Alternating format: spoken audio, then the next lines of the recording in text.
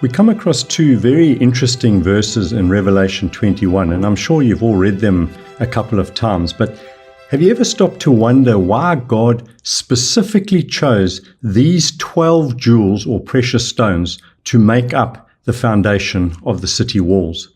Now, before we go there, it's worth just trying to tackle your collective memory and see if you can recall any of the jewels that make up the foundation of the city walls.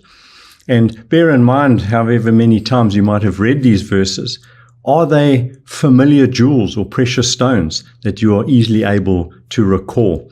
And I'd put it to you that they're probably not. There might be maybe just one or two that you can recall. So let's just read the two verses to familiarize ourselves with what we're talking about. So Revelation 21 and verses 19 to 20. And we read there, "The foundations of the wall of the city were adorned with every kind of jewel.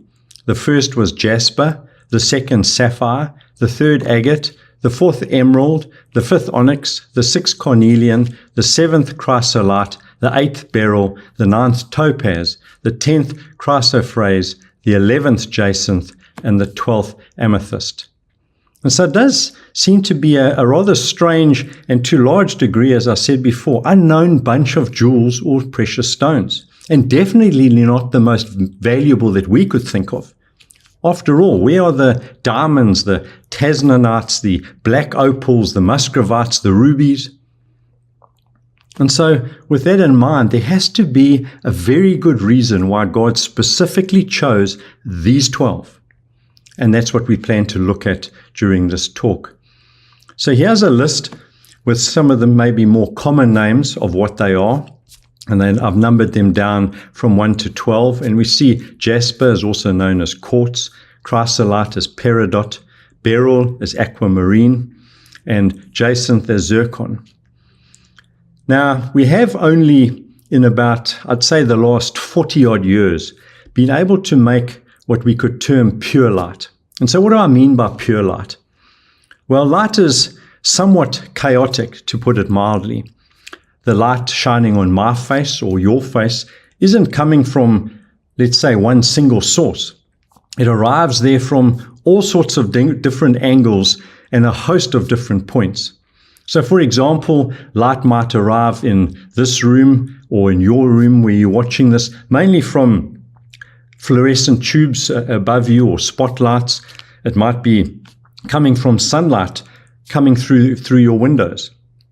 But even all that light doesn't reach us directly from its source. It bounces off and is reflected from other objects in your room.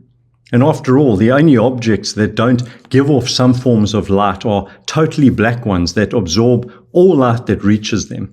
And there's probably not a lot of that in your room. And so the light shining on you, which allows someone to see your face, is also reflected and given off by your face and would enter somebody else's eyes.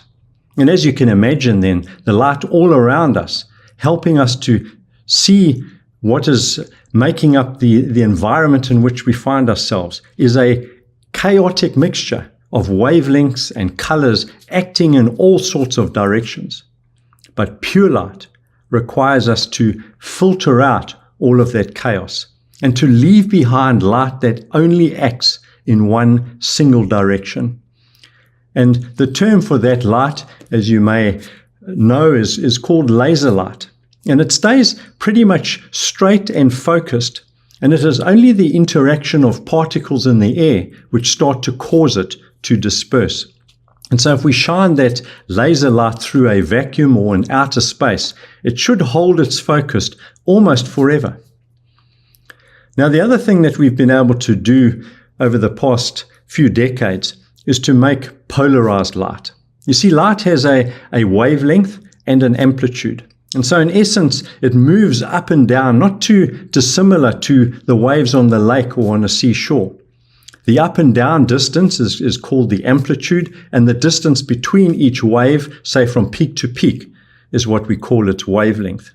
However, since natural light, as we've mentioned earlier, around us is all chaotic, bouncing off all sorts of different objects, that up and down motion takes place in every direction. So if you take a polarized filter and you look through it, it only allows light that is moving in one single direction to reach your eyes, depending on the orientation of your Polaroid filter. So if you go and take a second filter and rotate that filter to an angle to the first one of 90 degrees, you then prevent any light from being able to pass through both filters. And you can see this in these three pictures as a second Polaroid filter is rotated slowly through 90 degrees, and eventually, as we observe it, the light is 100% blocked out from passing through both filters. Another classic example and well known is the example of your sunglasses, which are Polaroid filters.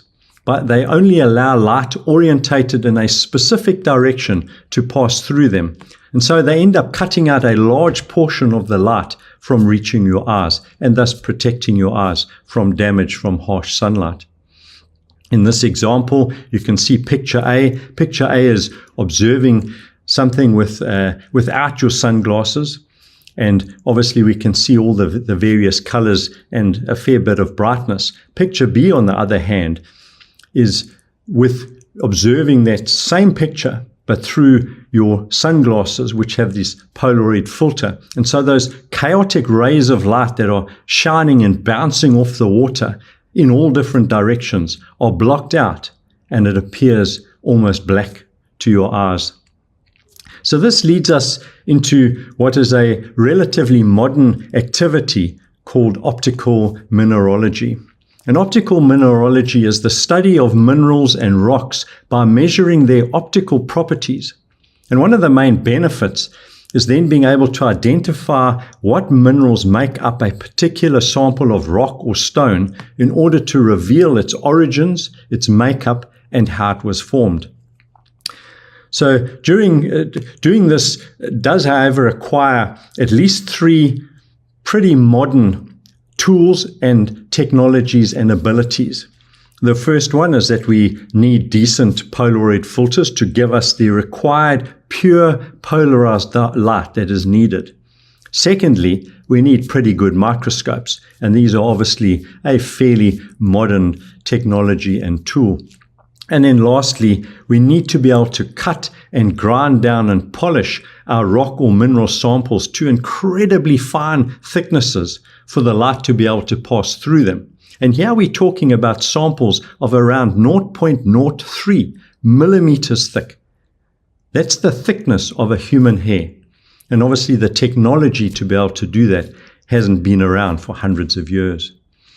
So, as we can see from those three items, none of them have been around for ages. And they are, especially collectively, a fairly modern technology and skill.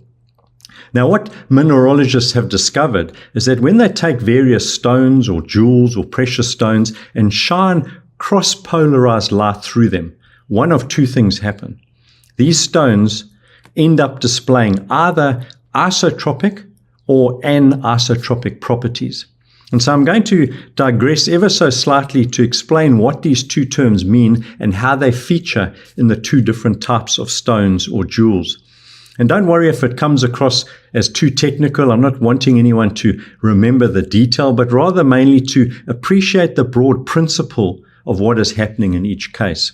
And so to start off with a quick, fairly easy crash course in optical mineralogy, we covered earlier Polaroid filters and polarized light and how one filter eliminates most of the chaotic directioned light waves, leaving just one polarized wave to pass through.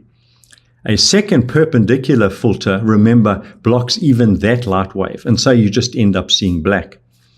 So what optical mineralogists can do is to pass light through a lower Polaroid filter called the lower polarizer, and then pass that plain polarized light wave through their thinly sliced sample of stone or jewel. And what they find is that the light coming out of the sample now shows two mutually perpendicular rays of light.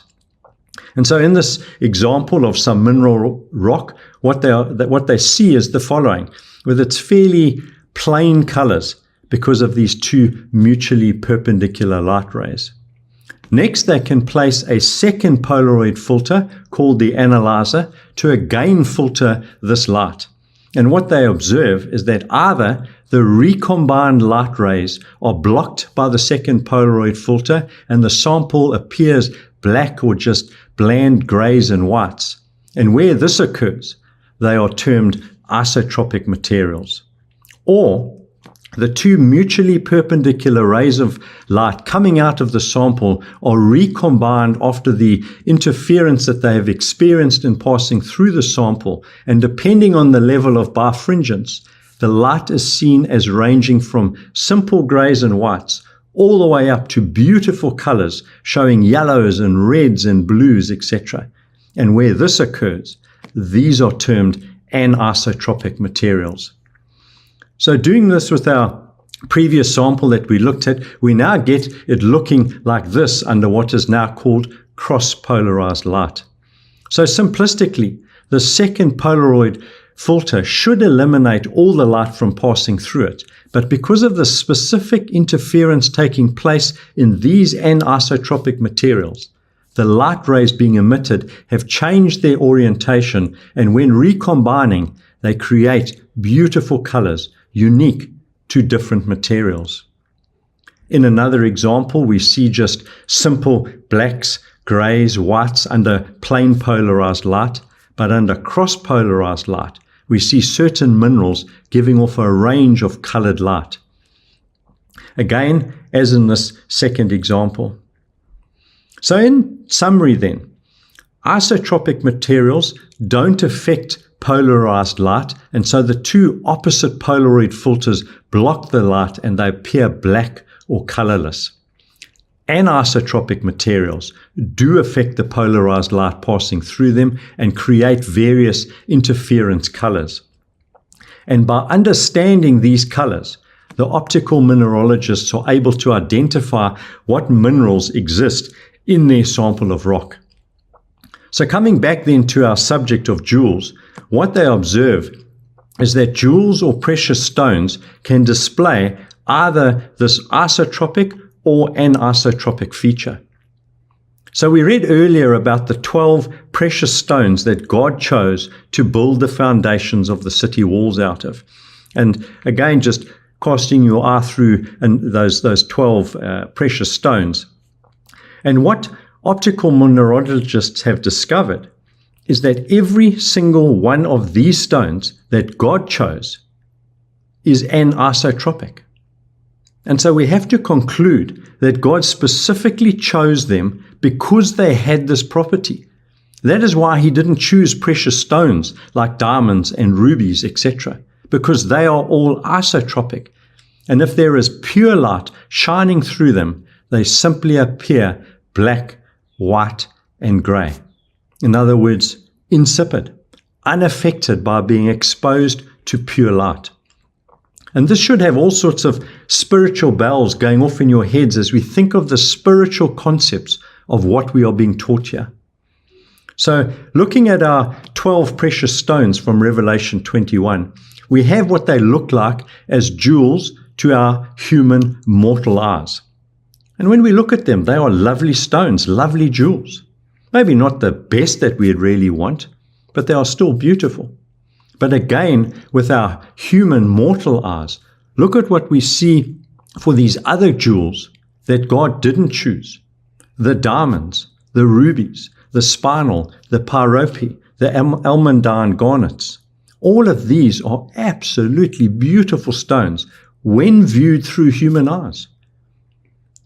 These are the stones that your fiancé or your girlfriend or your wife would be wanting to wear on her ring. But we know that God does not look at us through human eyes. He looks at us through his divine eyes. And look at what Paul says to the Corinthians in 1 Corinthians chapter 3. And reading from verses 9 to 11. God says of us, "You are God's field, God's building. According to the grace of God given to me, like a skilled master builder, I laid a foundation, and someone else is building upon it. Let each one take care how he builds upon it. For no one can lay a foundation other than that which is laid, which is Jesus Christ." And then in 1 Corinthians 3 and verse 16, do you not know that you are God's temple and that God's Spirit dwells in you? So we see all these stones that we've been looking at through human eyes, just as we view each other through human eyes.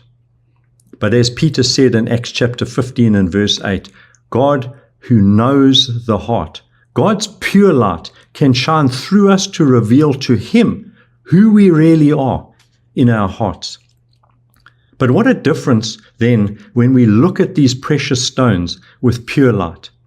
They appear on the outside as beautiful to our human eyes, but when viewed under pure light, these are all isotropic and bland. But then look at the difference when we view God's chosen precious stones that He will use in the foundations of the city walls. And bear in mind that within those city walls will be contained the purest of all light. So this light will be shining through those foundations, through those stones, revealing to those on the outside what they are really like. But before we look at them under pure light, let's just look at some of the following passages as we think on this subject. So talking firstly of God, we read in 1 Timothy chapter 6 and verse 16, that of God who alone has immortality, who dwells in unapproachable light. Unapproachable light. That has got to be the most purest light that we will ever come across. It's so pure we can't approach it. Then talking again of the city, and we're back to Revelation 21, this time in verse 23, and the city has no need of sun or moon to shine on it, for the glory of God gives it light, and its lamp is the Lamb. Look now who is the one shining forth God's pure light from inside the city, and it is the Lamb, Jesus Christ. And then in John chapter 1 and verse 9, if we have any doubt as to its pureness, just listen to John's words concerning Jesus. And he says in verse 9, the true light, which gives light to everyone, was coming into the world. And so with those thoughts and verses in your mind, this is what you see when you view these 12 precious stones God has chosen with pure light shining through them. And how beautiful are these stones. Just incredible, incredible colors. Not the bland blacks and grays of what we as humans often prize and value as precious stones, the diamonds and the rubies. They are only beautiful on the outside. And so here in these 2 verses on the jewels God has chosen for the foundations of the city walls is a stunning contrast between human eyes and how we view things and the way God does. Just think on God's words to Samuel in 1 Samuel 16 verse 7. And we read there, for the Lord sees not as man sees. Man looks on the outward appearance, but the Lord looks on the heart. But think about what this passage from Revelation means to us in this day and age. Only in recent times have we had the tools and the technologies to be able to understand and unlock the beauty of these 12 stones that God has chosen. That understanding, that knowledge did not exist nearly 2,000 years ago when John wrote these words in Revelation. Nobody for thousands of years knew why God had chosen these specific 12 stones for the foundations of the city walls. Very few of these, as we saw, would man have chosen, because man looks on the outward parts without the benefit of pure light. Only God could have known this. Only God could have inspired John to write what he did and record these 12 stones. So as knowledge increases towards the time of the end, God is giving mankind less and less excuses for being able to reject his word. And I just love in closing Paul's words to the Romans. And I know it's not quite the context, but they are so apt for this day and age in which we find ourselves. And we read there in Romans 2 verse 1, therefore you have no excuse, O man. And so hopefully you enjoyed that quick look into these 12 precious stones that God has chosen to adorn the foundations of the city wall.